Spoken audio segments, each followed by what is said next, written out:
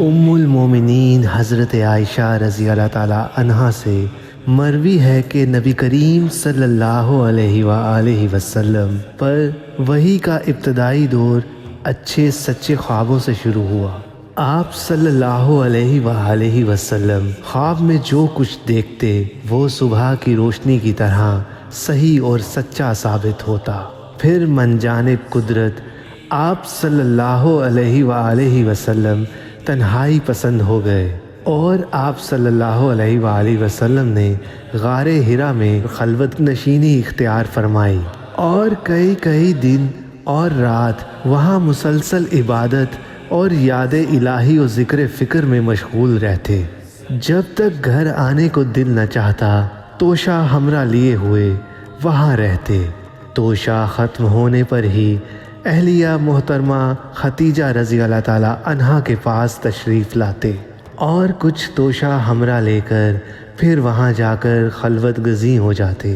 یہی طریقہ جاری رہا یہاں تک کہ آپ صلی اللہ علیہ وآلہ وسلم پر حق منکشف ہو گیا اور آپ صلی اللہ علیہ وآلہ وسلم غار حرا ہی میں قیام پذیر تھے کہ اچانک جبرائیل علیہ السلام آپ صلی اللہ علیہ وآلہ وسلم کے پاس حاضر ہوئے اور کہنے لگے کہ اے محمد پڑھو۔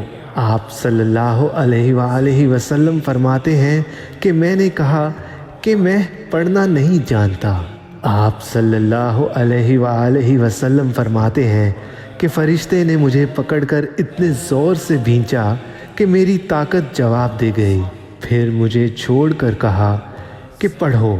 میں نے پھر وہی جواب دیا کہ میں پڑھا ہوا نہیں ہوں۔ اس فرشتے نے مجھ کو نہایت ہی زور سے بھینچا کہ مجھ کو سخت تکلیف محسوس ہوئی۔ پھر اس نے کہا کہ پڑھ۔ میں نے کہا کہ میں پڑھا ہوا نہیں ہوں۔ فرشتے نے تیسری بار مجھ کو پکڑا اور تیسری مرتبہ پھر مجھ کو بھینچا۔ پھر مجھے چھوڑ دیا اور کہنے لگا کہ پڑھو اپنے رب کے نام کی مدد سے جس نے پیدا کیا اور انسان کو خون کی پھٹکی سے بنایا۔ پڑھو اور آپ کا رب بہت ہی مہربانیاں کرنے والا ہے۔ پس یہی آیتیں آپ صلی اللہ علیہ وآلہ وسلم جبرائیل علیہ السلام سے سن کر اس حال میں غار حرا سے واپس ہوئے کہ آپ صلی اللہ علیہ وآلہ وسلم کا دل اس انوکھے واقعہ سے کانپ رہا تھا۔ آپ صلی اللہ علیہ وآلہ وسلم حضرت خدیجہ کے ہاں تشریف لائے اور فرمایا کہ مجھے کمبل اڑھا دو، کمبل اڑھا دو۔ لوگوں نے آپ صلی اللہ علیہ وآلہ وسلم کو کمبل اڑھا دیا۔ جب آپ صلی اللہ علیہ وآلہ وسلم کا ڈر جاتا رہا تو آپ صلی اللہ علیہ وآلہ وسلم نے اپنی زوجہ محترمہ خدیجہ رضی اللہ تعالیٰ عنہا کو تفصیل کے ساتھ یہ واقعہ سنایا اور فرمانے لگے کہ مجھ کو اب اپنی جان کا خوف ہو گیا ہے۔ آپ صلی اللہ علیہ وآلہ وسلم کی اہلیہ محترمہ خدیجہ رضی اللہ تعالیٰ عنہا نے آپ صلی اللہ علیہ وآلہ وسلم کی ڈھارس بندھائی اور کہا آپ کا خیال صحیح نہیں ہے، اللہ کی قسم آپ کو اللہ کبھی رسوا نہیں کرے گا۔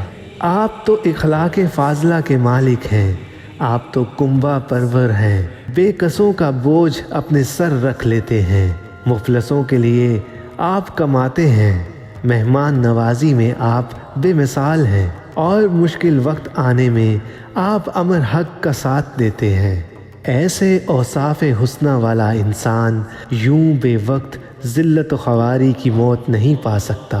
پھر مزید تسلی کے لیے خدیجہ رضی اللہ تعالیٰ عنہا آپ صلی اللہ علیہ وآلہ وسلم کو ورقہ بن نوفل کے پاس لے گئی جو ان کے چچا زاد بھائی تھے اور زمانہ جاہلیت میں نصرانی مذہب اختیار کر چکے تھے اور عبرانی زبان کے کاتب تھے۔ چنانچہ انجیل کو بھی حسب منشائے خداوندی عبرانی زبان میں لکھا کرتے تھے۔ وہ بہت بوڑھے ہو گئے تھے، یہاں تک کہ ان کی بینائی بھی رخصت ہو چکی تھی۔ حضرت خدیجہ رضی اللہ تعالیٰ عنہا نے ان کے سامنے آپ صلی اللہ علیہ وسلم کے حالات بیان کیے اور کہا کہ اے چچا زاد بھائی، اپنے بھتیجے محمد صلی اللہ علیہ وسلم کی زبانی ذرا ان کی کیفیت سن لیجئے۔ وہ بولے کہ بھتیجے، آپ نے جو کچھ دیکھا ہے اس کی تفصیل سناؤ۔ چنانچہ آپ صلی اللہ علیہ وسلم نے الزوال تا آخر واقعہ سنایا، جسے سن کر ورقہ بے اختیار ہو کر بول اٹھے کہ یہ تو وہی ناموس ہے جسے اللہ نے موسیٰ علیہ السلام پر وحی دے کر بھیجا تھا۔ کاش میں آپ کے اس عہدہ نبوت کے شروع ہونے پر جوان عمر ہوتا، کاش میں اس وقت تک زندہ رہتا جب کہ آپ کی قوم آپ کو اس شہر سے نکال دے گی۔ رسول اللہ صلی اللہ علیہ وسلم نے یہ سن کر تعجب سے پوچھا کہ کیا وہ لوگ مجھ کو نکال دیں گے، حالانکہ میں تو ان میں صادق و امین مقبول ہوں۔ ورقہ بولا، ہاں یہ سب کچھ سچ ہے، مگر جو شخص بھی آپ کی طرح امر حق لے کر آیا، لوگ اس کے دشمن ہی ہو گئے ہیں۔ اگر مجھے آپ کی نبوت کا وہ زمانہ مل جائے تو میں آپ کی پوری مدد کروں گا۔ مگر ورقہ کچھ دنوں کے بعد انتقال کر گئے۔ پھر کچھ عرصہ تک وحی کی آمد موقوف رہی۔